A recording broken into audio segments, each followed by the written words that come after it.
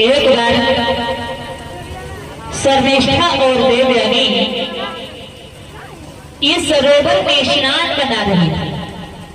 ये सर्वेष्ठा जो है वृषपर्वा निश्चर की लड़की है और देवयानी शुक्राचार्य ब्राह्मण की लड़की है।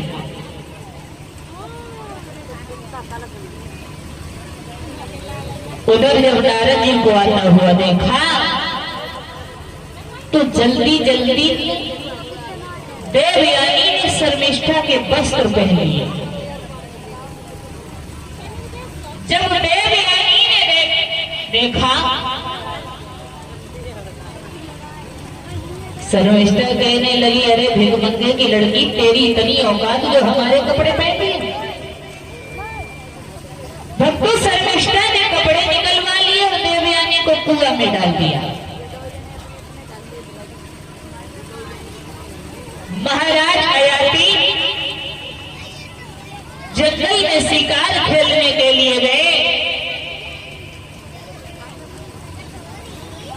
जो देवयानी के कानों में आवाज पड़ी, कहने लगी, आप कौन हो? मुझे कुआं से बाहर निकालो।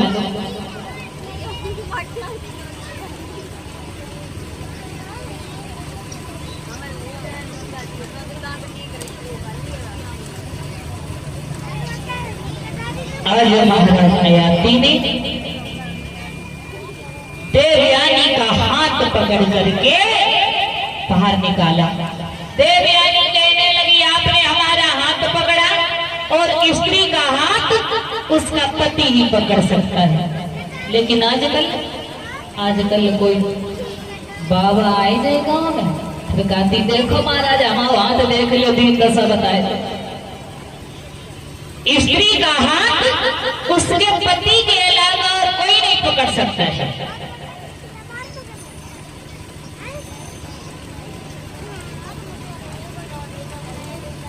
आप हमारे साथ में शादी करो।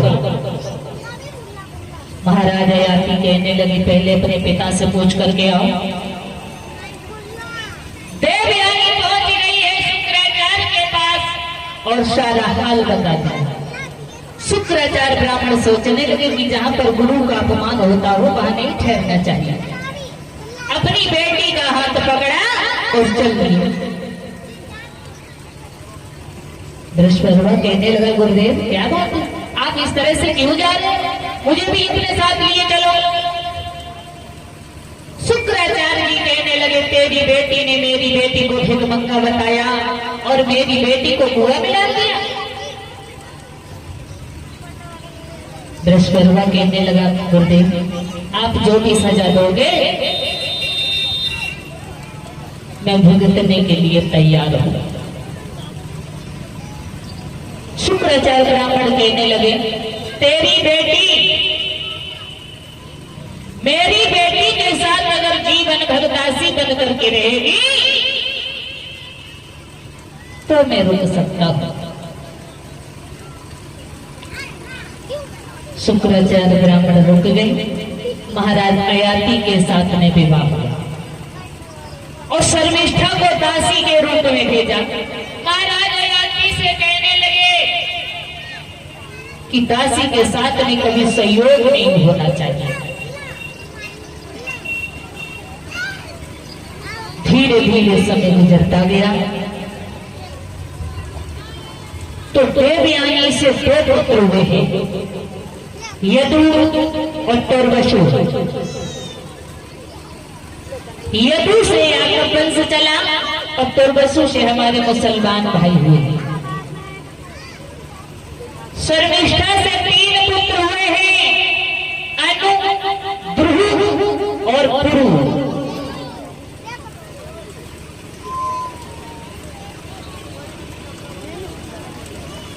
देवयानी ने देखा हमारे 2 बालक, दासी के 3 बालक। रथ में सवार हुई जाकर के अपने पिता शुक्राचार्य के पास पहुंची और सारा हाल बता दिया। क्रोध में आकर के शुक्राचार्य ब्राह्मण ने अयाती को श्राप दे दिया कि तुमने मेरी आज्ञा का उल्लंघन किया, तुम्हें बुढ़ापा आ जाए। महाराज अयाती बुढ़ापे में आ गई।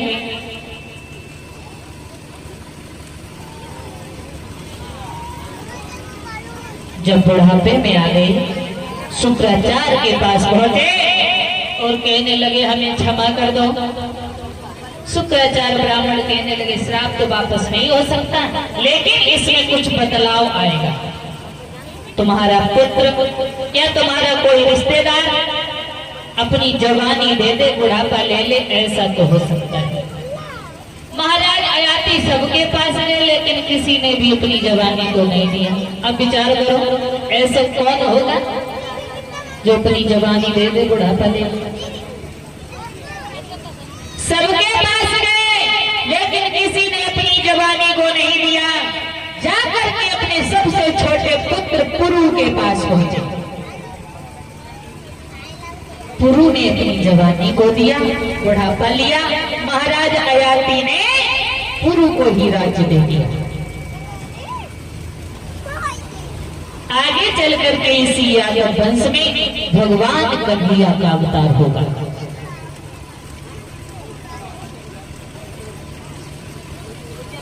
महाराज उग्रसेन ये मथुरा नगरिया में राज्य करते थे। बहुत अच्छे राजा हैं, प्रजा को पुत्र के समान मानते हैं। इनकी यश कीर्ति की ध्वजा आसमान में फहरा रही है।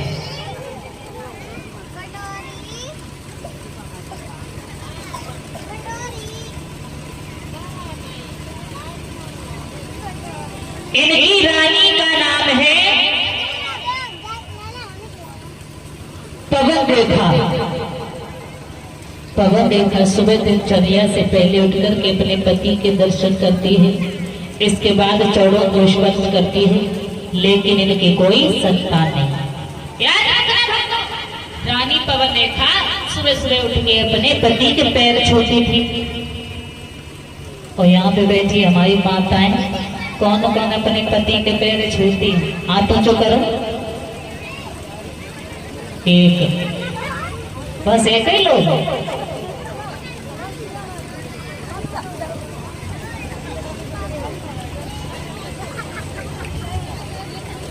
आजकल की माताएं सबसे पहले उठे, सबसे पहले तो शीशा दिखे।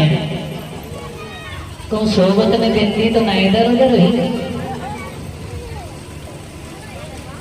घर में 4-4 दिन से झाड़ू नहीं लगे, कोई चिंता नहीं। बर्तन सब सब्जी से लिपे पड़े हैं, कोई चिंता नहीं। घर में 10-10 दिनों से झाड़ू नहीं लगे, कोई चिंता नहीं। दूध की हड़िया गाय देखो तो जा मालूम पड़ दो कुत्ता कबड्डी खेल रहे, कोई चिंता नहीं। बच्चन की तरफ देखो तो जब मालूम पड़ दो मोमबत्ती की फैक्ट्री चल रही, कोई चिंता नहीं। और मम्मी गाय देखो तो जब मालूम पड़ दो श्री देवी यही आएगी। याद कि रह गया शौकीन को केवल अपनी कोठरी सजाने का, सरकार चित्र के बनाने का और फिल्मी गाना।